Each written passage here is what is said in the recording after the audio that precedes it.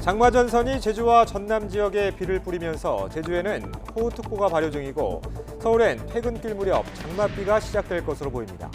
제주와 남해안엔 내일까지 벼락과 돌풍을 동반한 국지성 호우가 예상돼 시설물 피해에 대비하셔야겠습니다. 트럼프 미국 대통령은 김정은 북한 국무위원장과 주고받은 친서에 3차 정상회담 관련 언급이 있었을 가능성을 시사하면서 언젠가 만날 것이라고 밝혔습니다. 친서 외교를 내세우며 열신 대화 재개 분위기를 찾고 있습니다. 이번 주 주요 20개국 G20 정상회의 기간 한일 정상회담이 결국 무산됐습니다. 청와대는 일본 정부가 만날 준비가 안 된 것 같다고 설명했는데 강제징용 배상 판결에 반발하는 일본 정부 여당이 다음 달 참여연 선거를 의식해 지지층을 결집하려는 의도도 있는 것으로 보입니다.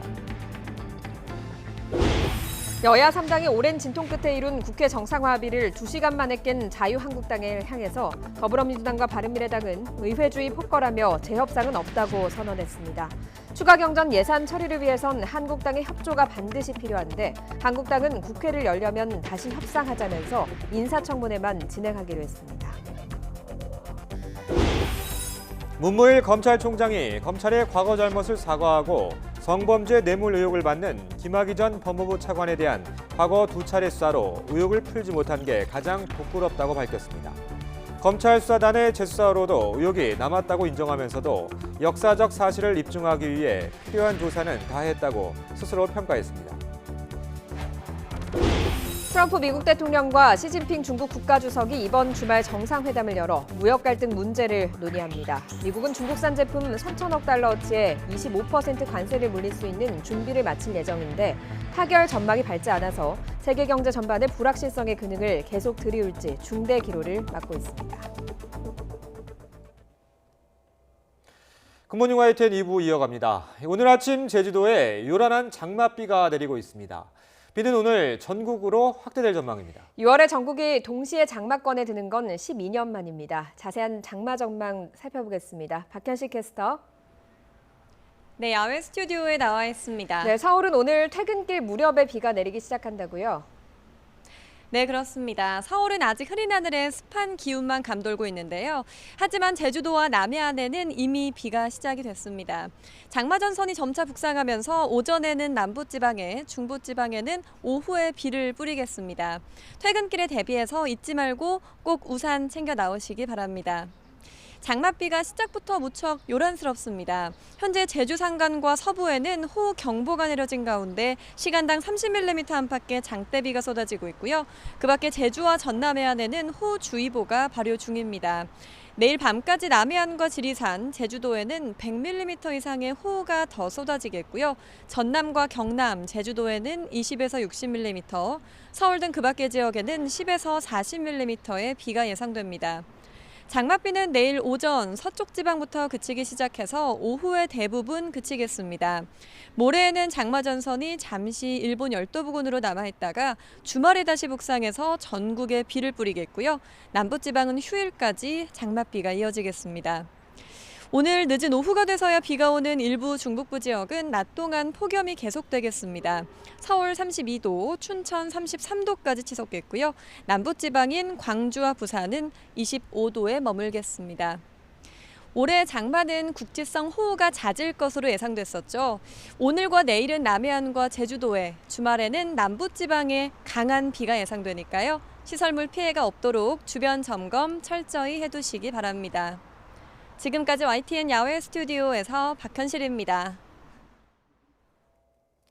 트럼프 미국 대통령이 최근 김정은 위원장과의 친서 교환에서 3차 북미 정상회담 개최가 거론됐을 가능성을 시사했습니다. 연신 대화 재개 분위기를 잡고 있는 모습입니다.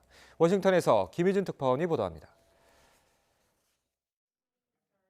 백악관에서 기자들과 만난 트럼프 대통령. 김정은 국무위원장과 교환한 친서에 추가 만남에 대한 언급이 있느냐는 질문에 이렇게 답했습니다. No mention of another meeting? Maybe there was, but we, at some point we'll do that. Getting along very well. 북미 두 정상이 3차 정상회담에 대한 의향을 주고받았을 가능성을 시사하며 추가 회담에 대한 기대를 나타낸 것으로 풀이됩니다. 트럼프 대통령은 또 김 위원장이 보낸 친서에 대해 다시금 미사 여구를 동원해 자랑했습니다. He wrote me a beautiful letter on birthday. It was my birthday, as you know, last week. He wrote me a beautiful letter. I thought it was very nice and just two friendly letters. 자신이 전달한 친서는 이 생일 축하에 대한 감사 편지였다고도 밝혔습니다. 두 정상 간에 멋진 편지가 오갔다는 발언을 이어가며 연일 대화의 동력을 살리는 모습입니다. 하지만 당장 3차 북미 정상회담이 열리기는 현실적으로 쉽지 않다는 관측입니다. 미국 정부 고위 당국자도 트럼프 대통령이 이번 주말 한국 방문해서 김 위원장과 만날 가능성은 일축한 바 있습니다. 관건은 비핵화 실무 협상을 재개, 정상회담 여건을 마련하는 일입니다. 트럼프 대통령이 이번 주 더욱 유연한 대북 메시지를 전달하고 북한도 호응한다면 실무 협상 재개를 거쳐 연내 3차 북미 정상회담이 가능하리란 기대가 나옵니다. 워싱턴에서 YTN 김유진입니다. 이번 주 G20 정상회의 기간에 한일 정상회담이 결국 무산됐습니다. 청와대는 일본 정부가 만날 준비가 안 된 것 같다고 설명했습니다. 김도원 기자가 보도합니다. 문재인 대통령은 지난달 아베 총리와의 정상회담을 희망한다고 밝혔습니다. 그때 일본을 방문하게 될 텐데 그 계기에 일본의 아베 총리와 회담을 할 수 있다면 그것은 좋은 일이라고 생각합니다. 문 대통령의 공개 제안인 만큼 성사에 대한 기대가 컸는데 결국 이번 G20 정상회의 기간에 한일 정상회담은 무산됐습니다. 청와대 고위 관계자는 우리는 항상 만날 준비가 돼 있지만 일본이 준비가 안 된 것 같다고 회담 결렬 배경을 설명했습니다. 일본 언론들은 아베 총리의 일정이 꽉 찼다는 이유를 배경으로 거론해왔지만 결국 우리 대법원의 강제징용 배상 판결 등 역사 문제가 원인입니다. 일본은 징용 배상 판결이 국제법상 있을 수 없다고 반발해왔고 우리 측이 지난주 내놓았던 한일 양국 기업의 기금 조성 방안도 즉시 거부했습니다. 이 같은 일본의 태도는 다음 달 있을 참의원 선거를 의식한 거라는 해석도 나옵니다. 역사 문제로 한국과 맞서는 모습을 보여주면서 지지층을 결집시키려는 의도라는 겁니다. 일본 정치 지도자들이 자꾸 그 문제를 국내 정치적인 문제로 자꾸 이렇게 다루기 때문에 이 과거세 문제가 미래 지향적인 발전에 발목을 잡는 일이 거듭되고 있다고 생각합니다. 청와대는 현장에서라도 일본이 만나자고 하면 우리는 언제든지 준비가 돼 있다고 밝혔지만 현실성은 높지 않아 보입니다. 문 대통령은 G20 정상회의 기간에 각각 지난주와 지난 4월 김정은 위원장을 만난 시진핑 중국 주석, 푸틴 러시아 대통령과 정상회담을 통해 비핵화 대화 재개를 위한 의견을 나눌 예정입니다. G20 정상회의 직후엔 트럼프 미국 대통령이 방한해 한미 정상이 마주 앉습니다. 일본을 제외한 주변 4강과 이뤄지는 연쇄 정상회담을 통해 교착 상태인 비핵화 협상의 돌파구가 마련될지 주목됩니다. YTN 김도원입니다. 강경화 외교부 장관은 강제징용 배상 판결에 대해 일본이 보복 조치를 한다면 가만히 있을 수는 없다고 말했습니다. 국회에서 밝힌 내용인데 직접 들어보시죠. 외교 당국으로서는 그런 상황이 발생하지 않도록 면밀히 준비를 하고 협의를 하고 있습니다. 보복 조치가 있을 경우에는 저희도 가만히 있을 수는 없을 것으로 생각이 됩니다. 자유한국당의 거부로 국회 정상화 합의가 불발됐죠. 더불어민주당과 한국당은 입씨름을 이어갔습니다. 민주당 이인영 원내대표는 새로운 협상은 꿈도 꾸지 말라는 입장이지만 한국당 나경원 원내대표는 넓은 마음으로 재협상에 나서라고 했습니다. 차례로 들어보시죠. 자유한국당은 공존의 길을 외면하고 끝내 오만과 독선의 길, 패망의 길을 선택했습니다. 가짜 태극기 세력과 소수 강경파의 극우 맹동주의에 발을 묶고 합리적 보수로 나올 수 있는 일말의 가능성마저 걷어차 버렸습니다. 시간이 지나면 마치 아무 일이 없었다는 듯이 새로운 협상이 가능할 거라는 착각은 꿈도 꾸지 마시기 바랍니다. 이 합의가 무효가 됐기 때문에 민주당과 재협상을 하도록 하겠습니다. 추인을 조건으로 하는 조건부 합의였고 이 부분에 대해서는 어제도 다 이야기를 하지 않았습니까? 저는 이제는 민주당이 우리 의원님들의 의견 또 그것이 바로 국민들의 의견이라고 생각을 합니다.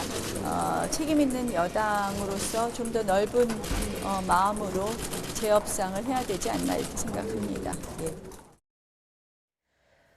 국회 정상화 합의 무산에 대해서 한국당 내 일각에선 황교안 대표 책임론이 제기되고 있습니다. 사실상 원내 지도부와 의원들 사이에 균열이 드러난 가운데 당대표가 지나치게 원내 현안에 거리를 둔다는 겁니다. 김주영 기자가 보도합니다.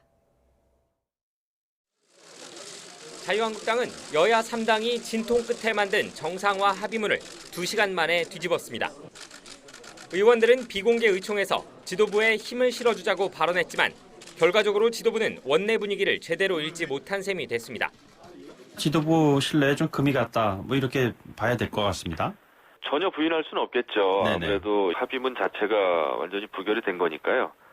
좀 이제 타격은 있지만 어려운 상황입니다. 협상을 담당했던 나경원 원내대표의 책임론이 커지는 가운데 나 원내대표는 황교안 대표와도 사전 협의했다는 입장입니다. 황교안 대표님이랑 합의문 최종 조율은 좀 하셨었어요? 다 논의합니다. 이에 따라 한국당을 이끄는 황 대표가 충분한 역할을 하지 못한 것 아니냐는 지적도 커지고 있습니다. 당 핵심 관계자는 황 대표가 나 원내대표에게 국회 정상화 협상 문제를 일임했다고 선을 그었습니다. 하지만 힘을 실어줄 것이라면 의원총회 현장에서, 거꾸로 반대할 것이라면 미리 원내 지도부와 조율했어야 한다는 겁니다. 원내 일이기 때문에 나도 다시 얘기를 합니다.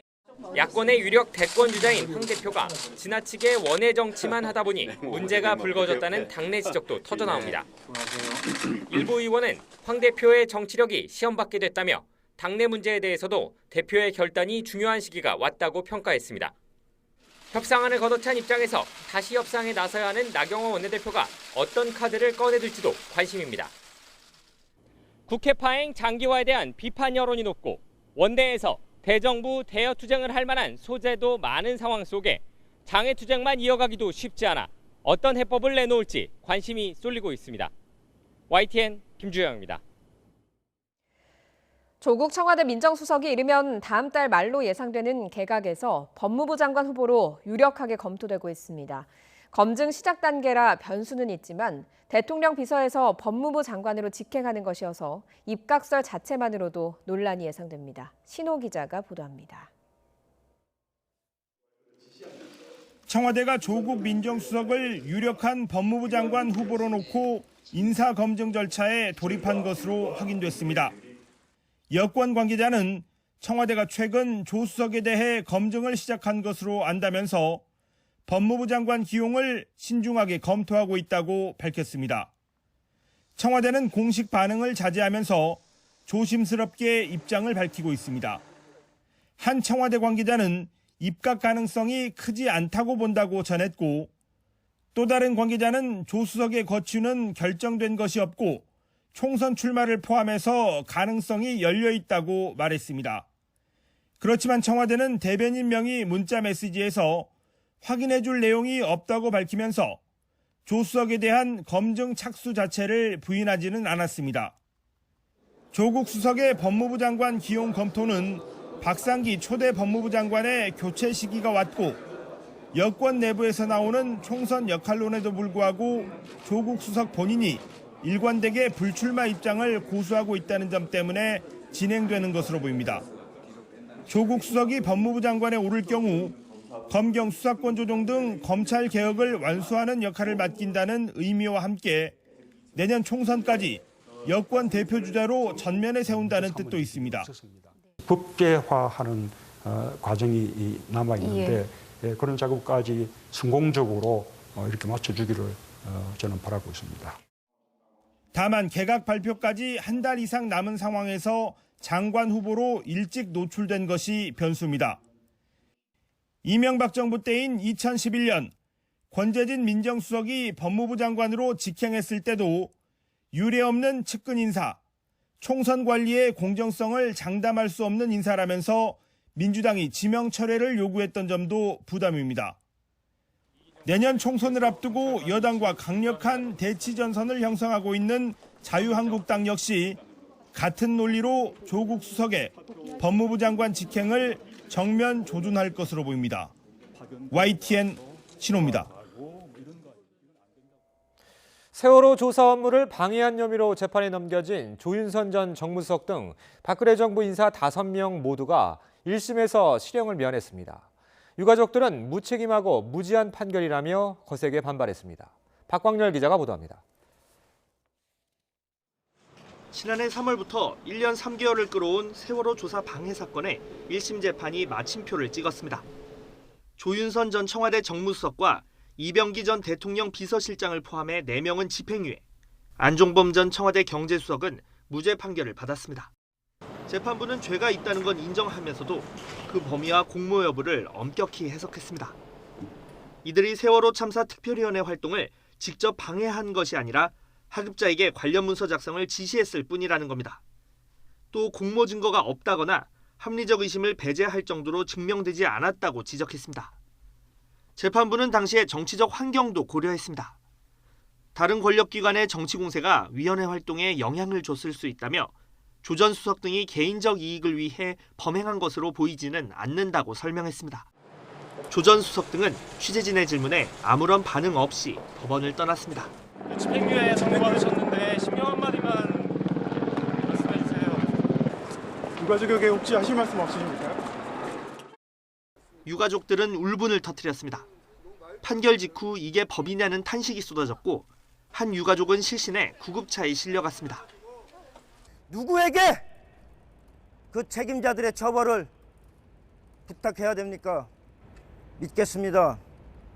비록 오늘 실망했지만 한 번 더 믿어보겠습니다. 이 대한민국의 법. 5명 모두에게 실형을 구형했던 검찰은 조만간 항소 여부를 결정할 예정입니다. YTN 박광렬입니다. CCTV가 공개되면서 공분을 샀던 이른바 신림동 강간미수 사건 피의자에게 검찰이 경찰과 마찬가지로 성범죄 혐의까지 적용해 재판에 넘겼습니다. 검찰 역시 성폭행의 고의가 인정된다고 판단했습니다. 강희경 기자가 보도합니다. 엘리베이터에서 내린 여성이 문을 열고 집에 들어가려는 순간 몰래 뒤따라온 남성이 순식간에 따라 나와 문으로 급하게 손을 뻗습니다. 간발의 차이로 문이 닫혔지만 이후 한참을 서성이며 문 앞을 떠나지 않습니다. 이 CCTV 영상은 인터넷을 통해 급속도로 퍼지면서 공분을 불러일으켰습니다. 결국 영상에 등장하는 남성 30살 조모 씨는 다음 날 잠복 중이던 경찰에 붙잡혔습니다. 처음에 조 씨에게 적용된 건 강간미수가 아닌 주거침입 혐의였습니다. 하지만 CCTV 영상이 알려지며 여론의 질타를 받자 보강 수사 뒤 주거침입 강간미수 혐의를 적용했고 구속영장도 발부받았습니다. 사건을 넘겨받은 검찰도 성폭행의 고의가 인정된다며 같은 혐의로 재판에 넘겼습니다.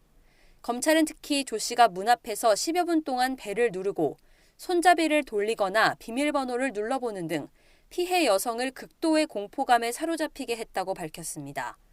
이러한 행위가 실제 성폭행 실행에 착수한 것으로 볼 수 있는 폭행이나 협박에 해당한다는 게 검찰의 판단입니다. 술에 취한 젊은 여성을 특정한 뒤 은밀히 뒤따라가 집에 침입하려 한 점도 매우 계획적 범행에 해당한다고도 설명했습니다. 특히 조 씨가 지난 2012년에도 술에 취한 20대 여성을 뒤따라가 강제로 추행한 전력이 있다는 점도 고려됐습니다. 검찰은 조 씨를 구속 기소하며 재범 위험성을 고려해 보호관찰 명령도 함께 청구했습니다. 검찰은 직접적인 신체 접촉이 없어도 강간죄의 폭행과 협박을 인정한 사례가 많다며 죄에 상응하는 처벌이 이뤄지도록 하겠다고 강조했습니다. YTN 강희경입니다. 넉 달 넘게 버닝썬 사건을 수사한 경찰이 가수 승리를 성접대와 횡령 등의 혐의로 검찰에 넘기고 수사를 마무리했습니다. 서울경찰청은 승리에게 성매매 알선과 성매매, 업무상 횡령 등 7개 혐의를 적용해 기소 의견으로 검찰에 송치한다고 밝혔습니다.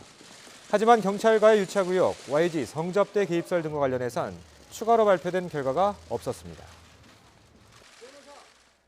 YG 엔터테인먼트 양현석 전 대표 프로듀서가 추가로 제기된 말레이시아 재력가 조로우와 강남 유흥업소 종사자 정마담 사이 성접대 의혹에 대해 반박했습니다. 양 전 프로듀서는 이번에도 YG를 통해 제기된 모든 의혹은 제보자들의 일방적인 주장일 뿐 전혀 사실이 아니라는 입장을 밝혔습니다.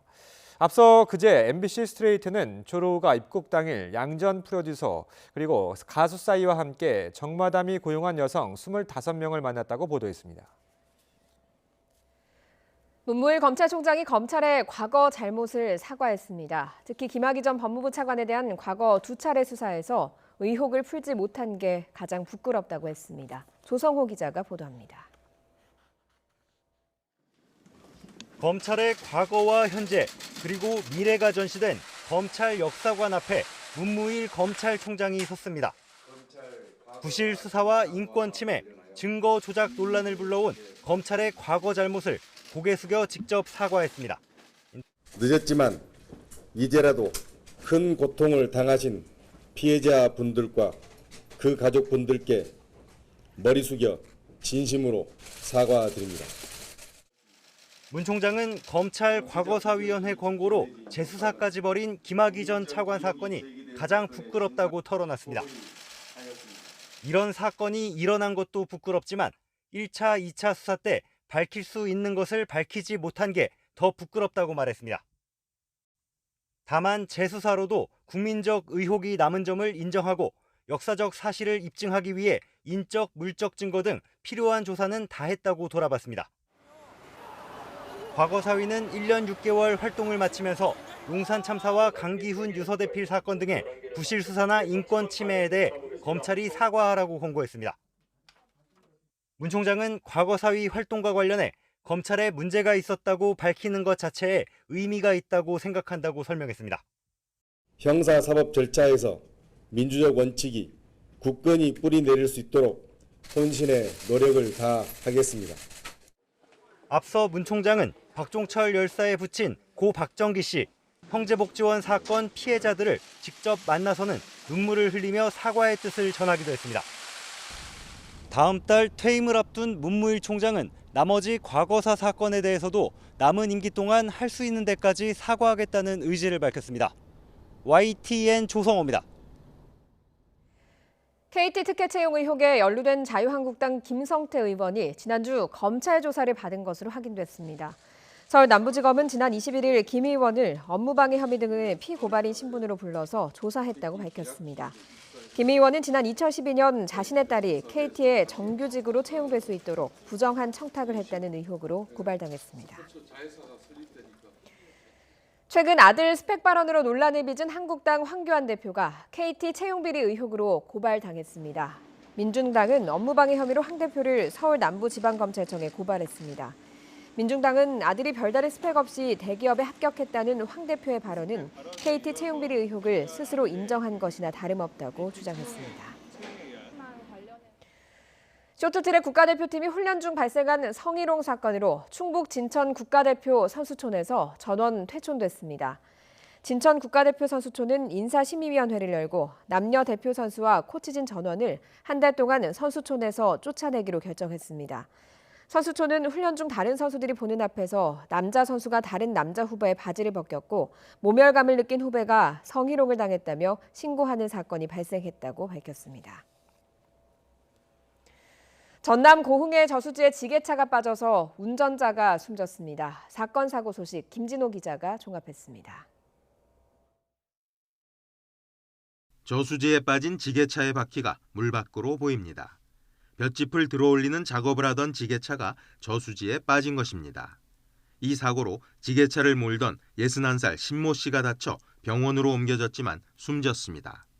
경찰과 소방당국은 정확한 사고 경위를 조사하고 있습니다. 제2윤창호법의 시행 첫날인 어젯밤, 음주운전하던 60대 남성이 마주오던 승용차를 들이받았습니다. 60살 김모 씨가 몰던 승용차가 28살 최모 씨의 승용차를 충돌해 두 운전자가 다쳤습니다. 경찰은 혈중 알코올 농도 0.097% 상태로 운전하던 김 씨가 신호를 위반해 사고가 난 것으로 보고 정확한 사고 경위를 조사하고 있습니다. 물류 창고에서 맹렬한 기세로 불이 타오릅니다. 1시간 50분 만에 꺼진 불로 다친 사람은 없었지만 창고 건물 한 동과 안에 있던 지게차 등이 불에 타 소방서 추산 8천여만 원 상당의 재산 피해가 났습니다. 경찰과 소방당국은 주변에 있는 쓰레기 소각로에서 불이 옮겨 붙은 것으로 보고 정확한 화재 원인을 조사하고 있습니다. 해경구조대원이 물에 뛰어들어 표류하던 사람을 구조합니다. 수상 오토바이를 타다 물에 빠진 20대 2명이 구조됐습니다. 해경은 수상 오토바이의 결함 여부 등 정확한 사고 경위를 파악 중입니다. YTN 김준호입니다. 어젯밤 10시 20분쯤 울산 북구 상안동에 양봉시설이 있는 비닐하우스에서 불이 나 8분 만에 꺼졌습니다. 이 불로 다친 사람은 없었지만 비닐하우스 한 동이 모두 불에 타서 소방서 추산 260여만 원의 상당의 피해가 발생했습니다.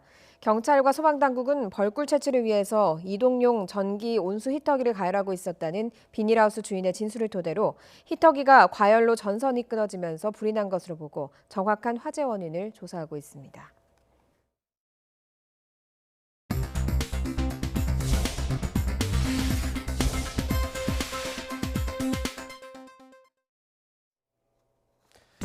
이 시각 보도국입니다. 국회 기획재정위원회는 오늘 오전 전체 회의를 열어 김현준 국세청장 후보자 인사청문회를 개최합니다. 앞서 문재인 대통령은 김 후보자의 인사청문 경과보고서를 내일까지 송부해달라고 국회에 요청했습니다. 오늘 국회 행정안전위원회와 교육위원회 전체 회의가 열려 현안 보고를 받습니다. 진영 행안부 장관이 출석하는 행안위는 붉은 수돗물 사태를 다룰지 관심이지만 여야 관사 간 의사 일정이나 안건 합의가 아직 없는 상황입니다. 교육위원회 역시 김승환 전북교육감을 불러 자율형 사립고 상산고의 지정 취소 방침에 대해 다룰 것으로 보이지만 의사 일정이 합의되지 않아 정상적인 진행이 될지는 불투명합니다.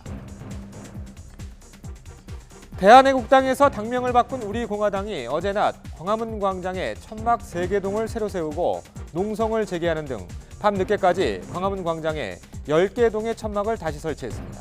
서울시는 광화문 광장 불법 천막은 절대 용납할 수 없다는 입장은 확고하다며 추가로 설치한 천막도 절차를 밟아 단호히 대처하겠다고 밝혔습니다.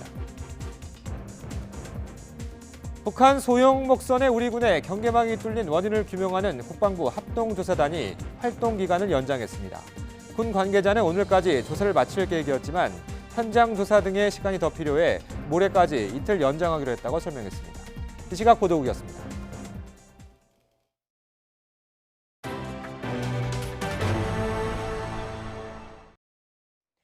이번 주 G20 정상회의 개기에 열릴 트럼프 미국 대통령과 시진핑 중국 국가주석의 정상회담 목표는 양측이 무역 협상을 재개하는 것이라고 트럼프 행정부 고위관리가 밝혔습니다.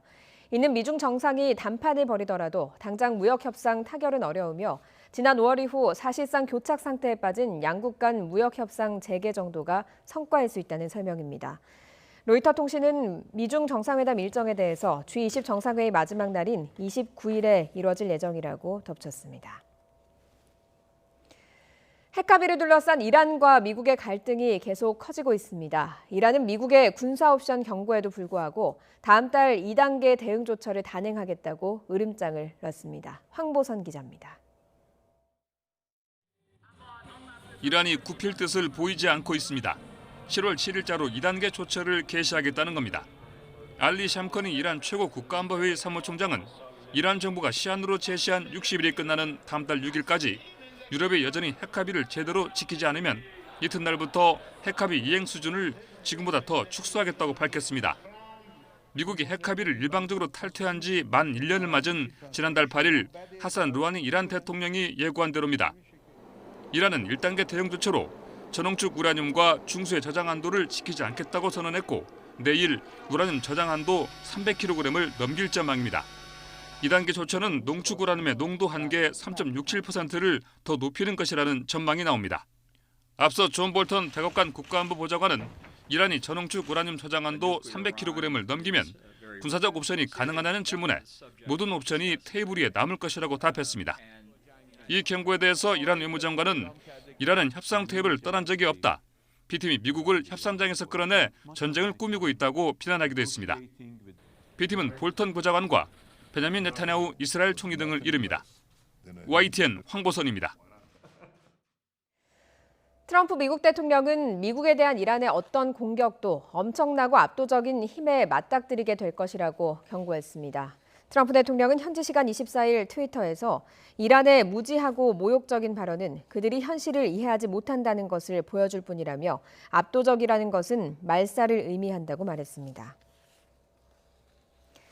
하산 로하니 이란 대통령은 미국과의 전쟁을 바라지 않는다면서도 미국이 이란의 영공이나 영해를 다시 침범한다면 정면으로 대응하겠다고 밝혔습니다.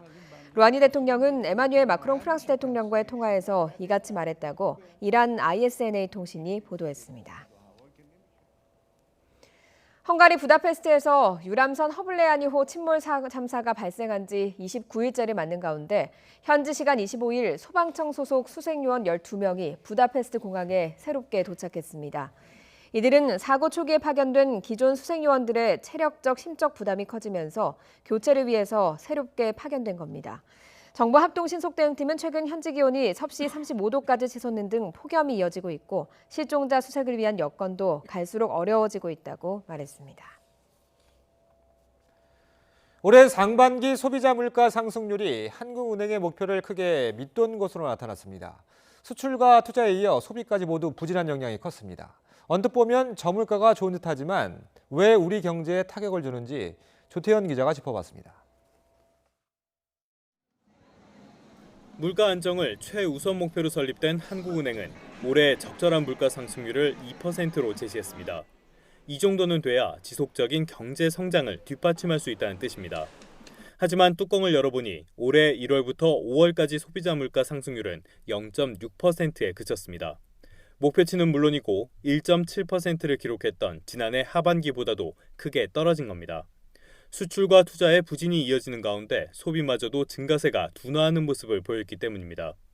여기에 정부의 복지정책 확대와 유류세, 자동차 개별 소비세 등 일부 세금의 인하 조치도 영향을 미친 것으로 풀이됩니다.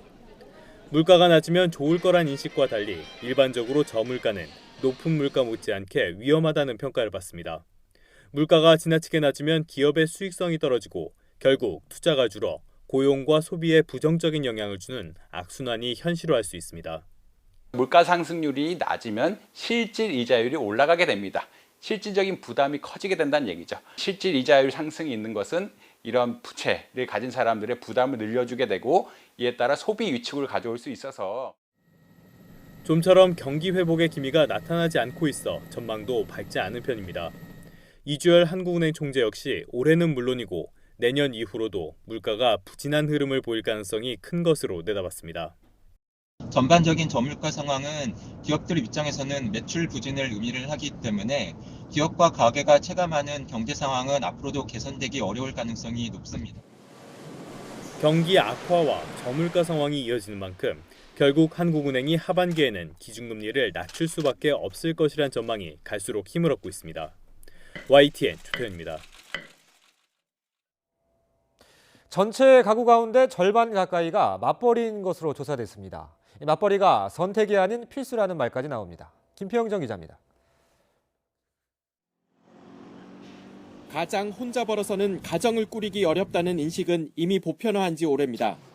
이런 현상은 갈수록 심해져 지난해 맞벌이 가구는 1년 전보다 22만 가구 가까이 늘어 570만 가구에 육박했습니다.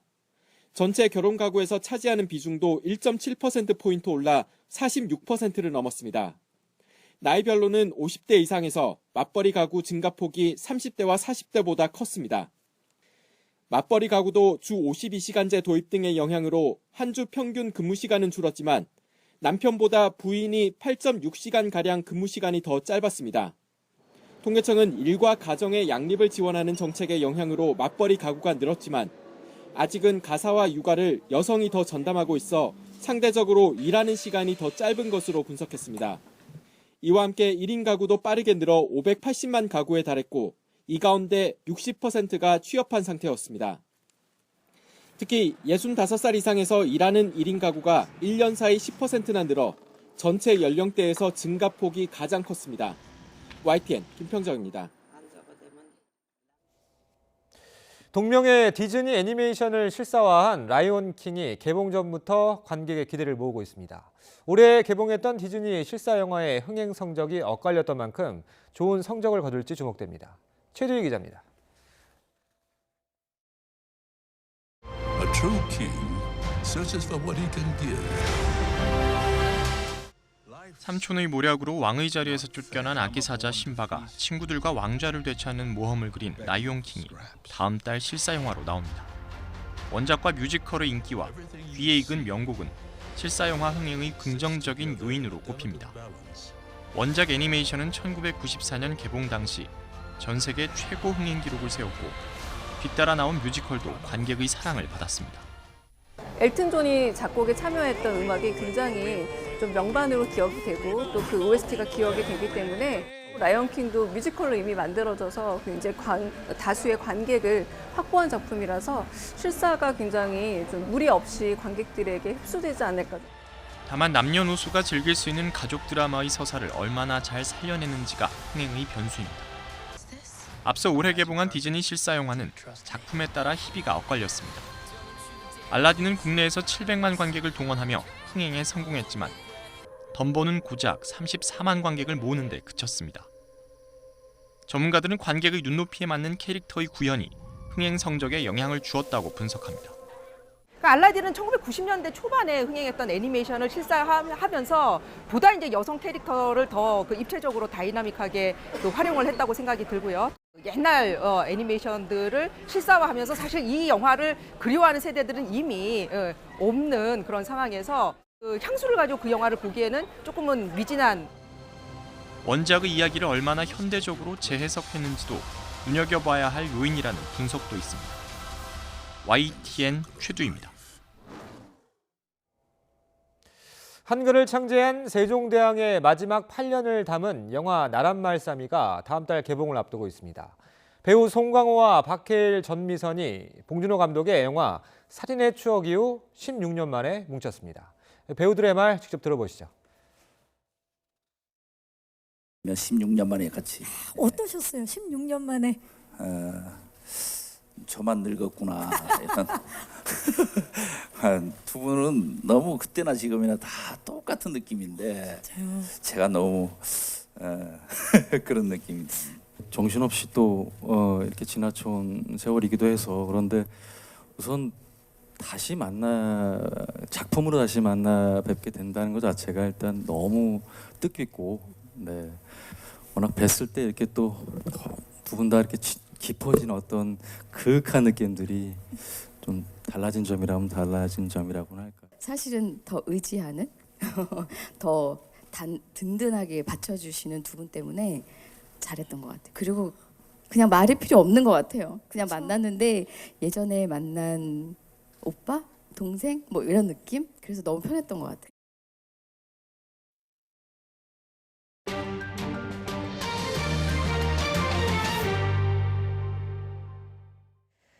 중국 해커로 추정되는 해커그룹이 글로벌 이동통신사들을 해킹했다고 월스트리트저널이 보도했습니다. 무역 전쟁을 벌이고 있는 미국과 중국 사이에 새로운 갈등 요인이 될 것으로 보입니다. 박희천 기자가 보도합니다. 글로벌 이동통신사들이 중국 해커로 추정되는 해커그룹에 의해 해킹을 당했다고 월스트리트저널이 보도했습니다. 월스트리트저널은 보스턴의 사이버 보안 업체인 사이버 리진을 인용해 이같이 보도하면서 적어도 10개 이동통신사가 피해를 봤다고 전했습니다. 해커들은 네트워크에 침입한 뒤 해당 이동통신사 직원인 것처럼 위장해 데이터베이스에 접근한 것으로 전해졌습니다. 이들은 이동통신 가입자들의 위치와 문자 메시지, 통화 상대자를 비롯한 통화 기록 등을 수집해왔다고 월스트리트저널은 전했습니다. 이동통신 가입자 수억 명의 정보가 이들 해커에 노출됐을 것으로 추정됐습니다. 특히 해커들은 중국과 관련이 있는 것으로 보이는 군 관리와 반체제 인사, 스파이 등에 대한 정보를 집중적으로 수집해왔다고 월스트리트저널은 전했습니다. 이 같은 해킹은 수년간 지속됐고 현재도 계속되고 있는 것으로 알려졌습니다.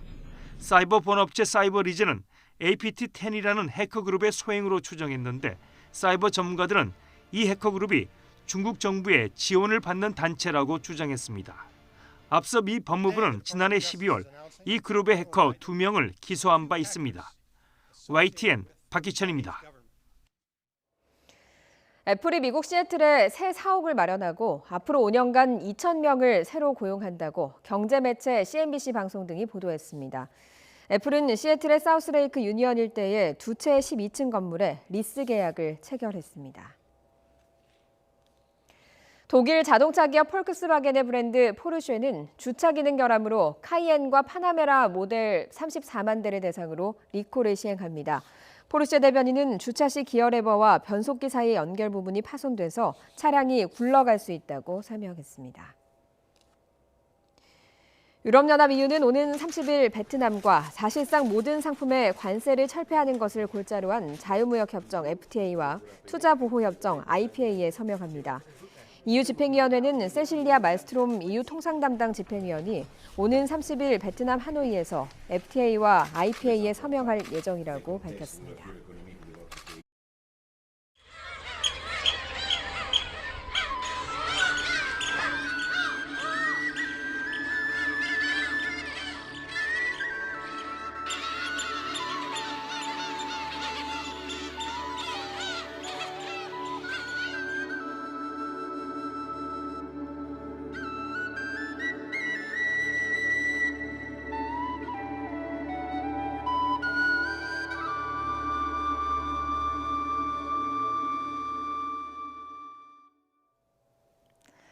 네, 올여름 첫 장마가 시작부터 요란스럽습니다. 강하게 발달한 장마 전선이 북상하면서 현재 호남과 경남, 제주 지역에 비가 오고 있는데요. 특히 제주도와 전남 남해안 지역에 시간당 20-30mm의 장대비가 쏟아지고 있습니다. 호우특보도 확대 강화되고 있습니다. 현재 제주도 전 지역에 호우경보가 대치됐고요. 전남 남해안 지역에 호우주의보가 내려졌습니다. 장맛비는 점차 전국으로 확대되겠습니다. 오후 3시 이후에는 경기 남부와 충청 지역까지 장맛비가 오겠고요. 퇴근길을 전후로 해서는 서울을 포함한 전국 곳곳에 장마가 내리겠습니다. 예상되는 비 양은 남해안과 지리산, 제주도에 100mm 이상으로 많겠고요. 강한 바람도 동반될 것으로 보입니다. 그 밖에 전국에도 10에서 40mm 정도의 적지 않은 양의 비가 오겠고 일부 지역 천둥과 번개까지 동반되겠습니다. 장맛비가 오면서 오늘 남부 지역은 폭염의 기세가 누그러지겠습니다. 대구와 광주의 한낮 기온이 25도 선에 그치겠는데요. 하지만 비가 늦게 시작되는 중북부 지역은 오늘 낮까지 좀 덥겠습니다. 폭염주의보 속에 서울은 32도, 춘천은 33도까지 오르겠습니다. 내일부터는 서울의 낮 기온도 30도를 밑돌면서 당분간 더위가 심하지는 않을 것으로 보이는데요. 장맛비는 내일 아침에 서쪽 지역을 시작으로 오후에 대부분 그치겠습니다. 장마 전선 주말쯤 다시 북상하겠습니다. 토요일에 전국에 한 차례 장맛비가 오겠습니다. 날씨 정보였습니다. 수요일 굿모닝 YTN 여기서 마치겠습니다. 내일 아침도 부지런히 준비하겠습니다. 고맙습니다.